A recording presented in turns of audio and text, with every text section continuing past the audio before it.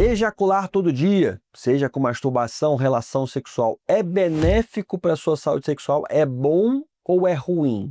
É um bom hábito ou é um vilão para sua vida sexual? Você vai entender agora para ver se você está no caminho certo aí, ejaculando todo dia, ou está no caminho errado. Fica comigo até o final e vamos lá para o vídeo. Meu nome é Matheus Ferreira Amaral, sou urologista, especializado em saúde sexual masculina, e se você quer marcar uma consulta, uma avaliação comigo, o link está na descrição e o QR Code aqui na tela. Pessoal, existem alguns conceitos que são conceitos sem embasamento científico, ou seja, não tem muito, é até difícil de ter alguma prova científica de que você ficar sem ejacular, você vai guardar sua energia vital para outras situações, né? Por exemplo, com a relação sexual de fato interpessoal, ou mesmo para situações do dia a dia, sua vitalidade, né, estaria naquele líquido ejaculatório. Então, ao você ejacular, você gasta vitalidade, gasta energia.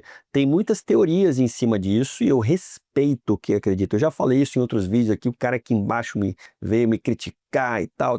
Não que eu ligue para isso, mas não precisa ficar bravo por isso. Só estou falando que não tem muito embasamento científico, não é que não seja verdade, né? Eu não estou aqui para falar se é verdade ou se é mentira. Mas esse benefício de ficar sem ejacular é algo sem muito embasamento científico. Outra coisa que tem muito trabalho, já falou isso, e alguns mais recentes aí, que mostraram que quem ejacula todos os dias elimina toxinas. Quanto mais você ejacula, mais toxina você elimina. Isso pode ajudar na sua saúde prostática, até funcionando como uma proteção para câncer de próstata. O último trabalho que foi publicado sobre isso avaliou alguns pacientes que tiveram câncer de próstata e olharam para trás, foi um trabalho retrospectivo, e viram que pacientes que ejaculavam menos, né, tiveram maior incidência de câncer de próstata. Esses trabalhos relativamente recentes, ali 2016, 2017, são trabalhos populacionais. Eles faziam entrevistas com a população e você tirava algumas conclusões depois, com análise retrospectiva, ou seja, fazia entrevista, coletava aqueles dados e olhava para trás. Esse é o tipo de trabalho que não tem muita relevância no meio científico, porque quando você faz esse movimento de olhar para trás, você tem uma série de vieses ali,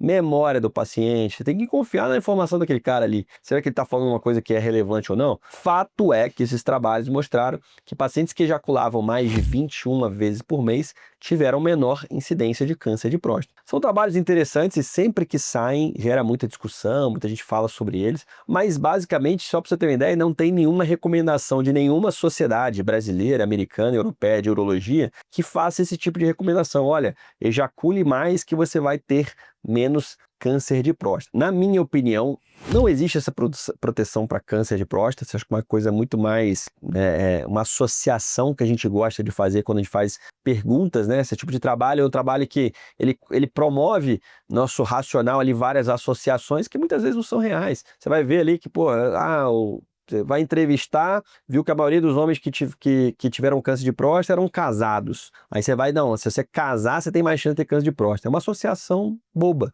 né? Entendeu? Então, assim, muitas vezes eu acho que esses trabalhos retrospectivos, por mais que existe, né, uma análise estatística por trás, né? Não é simplório, como eu falei aqui. Existe uma análise estatística e ele manda essa conclusão com significância estatística. Mas esse trabalho retrospectivo é um trabalho repleto de vieses que diminui a significância científica desse tipo de trabalho.